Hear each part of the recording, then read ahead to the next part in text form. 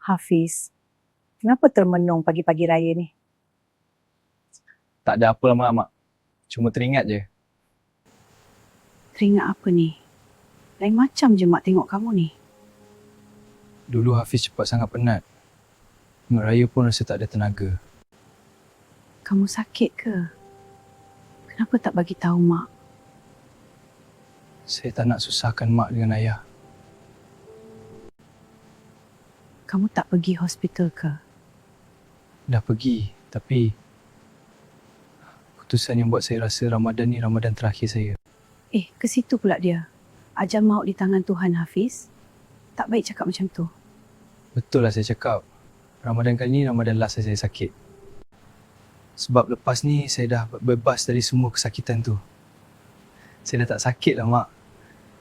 Budak ni. Dia boleh buat main-main pula. Yang penting sekarang, kamu dah sihat. Mak dan ayah pun gembira. Kadang kita fikir raya itu sekadar pakaian baru dan makanan.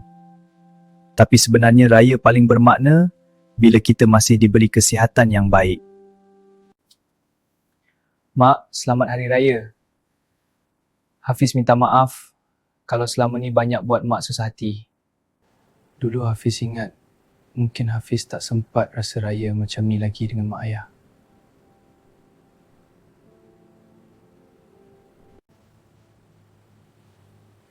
Jangan cakap macam tu, Hafiz. Mak doakan semoga panjang umur anak, menantu dan cucu mak. Ayah, selamat Hari Raya. Hafiz minta maaf, minta ampun. Ayah selalu maafkan anak ayah ni. Cuma ayah nak tegur sikit. Kadang Allah bagi kita sakit supaya kita jaga diri dan hargai hidup semampu boleh. Baiklah ayah, Hafiz akan ingat pesan ayah tu.